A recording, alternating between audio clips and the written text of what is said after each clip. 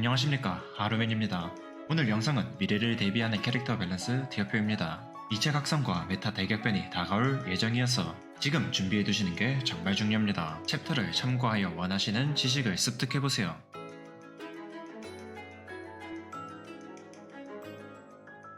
지금 시점에서 미래 가치의 가장 중요한 것을 간단히 짚고 넘어가 보자면, 나의 캐릭터가 미래에 나올 여러가지 변수에 대해 얼마나 대비가 잘 되어 있는지 알아보면 됩니다.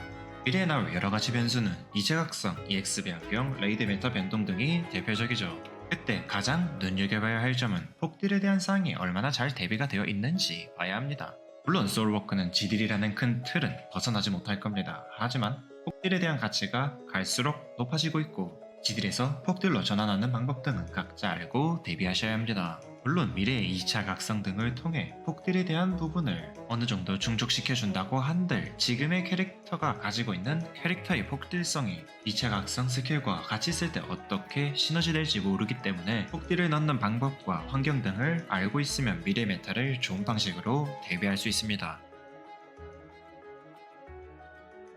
캐릭터 티어표는 캐릭터 체급을 바탕으로 내가 황금 요새 이후 얼마나 강해졌는가를 곱하면 대략적인 캐릭터의 스펙이 나오게 됩니다. 여기서 편의성과 폭딜 잠재력, 각 티어표의 기준에 맞는 여러가지 기준들이 영향을 줍니다. 캐릭터의 체급은 다음과 같습니다. 옆에 퍼센트는 침식과 골대 무기, 골대 악스를 끼고 레이드를 돌았을 경우 대략적으로 다음의 퍼센트에 수렴하기 때문에 위와 같이 표기하였습니다. 이리스가 당연히 압도적으로 좋으며 그 아래로는 어윈과 이나비가 체급이 우수하며 에프넬의 체급이 가장 좋지 않은 것으로 측정됩니다. 이때 가장 중요시되는 것이 캐릭터의 고점은 반영되었지만 고점과 극한의 차이는 많이 반영되지 않았습니다. 남들이 말하는 고점은 제 기준에서 극한이며, 제가 말하는 고점은 스킬을 굴림에 있어 매우 매끄럽고 막힘이 없이 쓴 것을 고점이라고 하며, 극한은 신이 도왔으며 마무리도 좋았다 라는 판을 뜻합니다.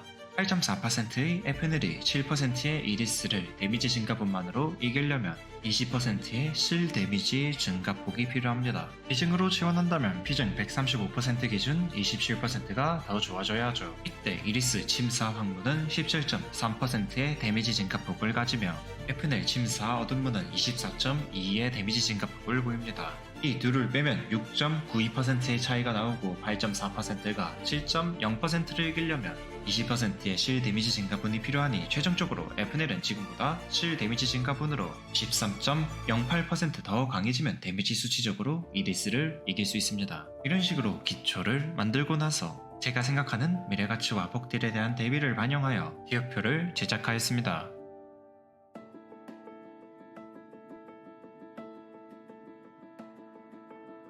치 황무의 데미지 증가폭이 상당히 높습니다. 바로 아래의 다나보다 낮은 수치로 보이지만 치는 해당 수치값보다 더 높은 수준을 가져갈 수 있고, 또한 다나는 최대 수치로 나오기 어렵기 때문에 다음과 같이 측정하였습니다. 하지만 치 황무의 데미지 증가폭이 높긴 하나 스택을 신경 쓰지 않고 황무를 쓰기 때문에 여기서 오는 사이클적 데미지 손실이 있습니다. 그래서 수치가 다소 광택이 된 느낌이 강하죠. 진의 황금 무기는 매우 강하지만 이는 333 랭킹 한정이며 레이드의 그로기가 많을수록 스탠스가 꽤 떨어집니다. 하지만 2차 각성 이후 그로기 때 2차 각성 스킬들을 쓰는 방식으로 간다면 히어로 이상에서도 많이 채용될 수 있습니다. 진 황금무는 해당 수치보다 훨씬 높은 값을 가져가지만 파일럿의 차이에 따라 매우 크게 변동될 수 있기 때문에 1분의 위의 스킬들을 다 쓴다면 수치값에 보이는 최대 데미지로 넣을 수 있습니다.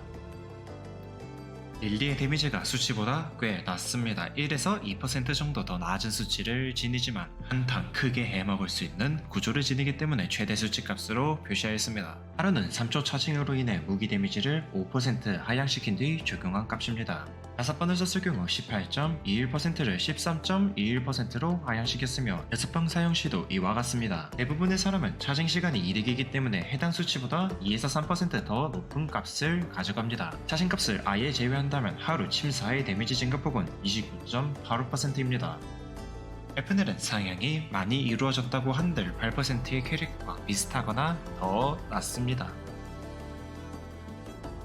이리스의 데미지 증가폭이 상당히 낮으며 집념의 데미지 증가폭이 높지만 1분에 3번 사용해야 침식보다 높은 값을 가져가게 됩니다. 또한 이리스의 황금 무기의 특성을 이용한다면 더 좋은 값을 가져갈 수도 있습니다. 이나비와 어위는 체급에 비해 적당한 버프를 받았다고 할 수 있지만 이나비는 조금의 스킬이 필요하기 때문에 더 어려울 순 있습니다. 지딜 티어표는 주로 333 혹은 현재 가치를 많이 반영시킨 티어표입니다. 대부분의 사람들은 지딜 티어표의 기준에 속하며 한층 정도는 가뿐히 이길 수 있지만 SA 차이와 A 플러스는 다소 차이납니다. 빨간 테두리가 있는 캐릭은 고점인 경우를 뜻합니다.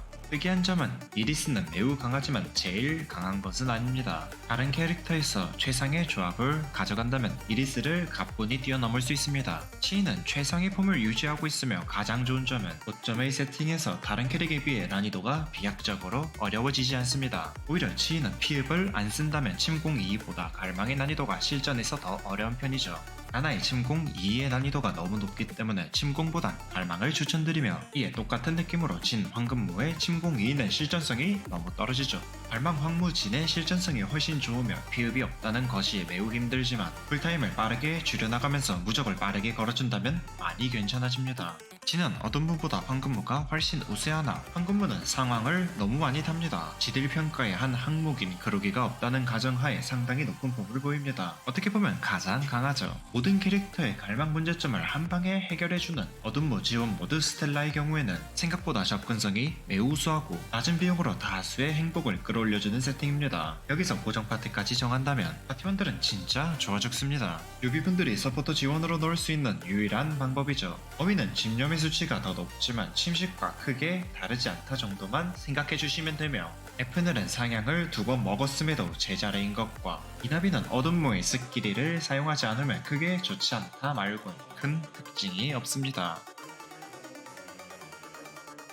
복딜 티어표는 미래 가치를 크게 반영하였으며 그로 인해 침식의 가치가 대폭 하락하였습니다. 이후로 플러스 이상에서 기믹이 많고 그루기가 존재하는 경우 그리고 고어 아크식과 해당 무기에 대한 잠재성 캐릭터 복딜 잠재성을 반영하였습니다. 다만 2차 각성 EX의 경우에는 넣었긴 하였지만 애매하게 넣었기 때문에 이에 관련이 되었다면 설명하면서 넘어가겠습니다. 전체적으로 OP와 S등급의 차이가 다소 벌어져 있으며 침식의 폼이 상당히 떨어집니다. 또한 비징의 가치가 많이 높아지는 경향을 보입니다. 치 황무의 가치가 너무 높으며 다나이 복딜 수준도 상당히 높기 때문에 치와 다나이 폼은 그대로 유지하는 모습을 보이고 있습니다. 특이한 점은 진의 황무가 매우 크게 하락하였는데 2차 각성을 받고 EX의 패치가 진행되고 나서 복딜 타이밍 때 카운터를 많이 안 써도 될 정도로 환경이 바뀐다면 황금무의 가치가 S 혹은 OP까지 올라갈 수 있습니다. 그렇다고 한들 황금무 진의 가치는 여전히 높은 편이며 대부분은 지딜과 비슷한 방향으로 흘러가고 있습니다.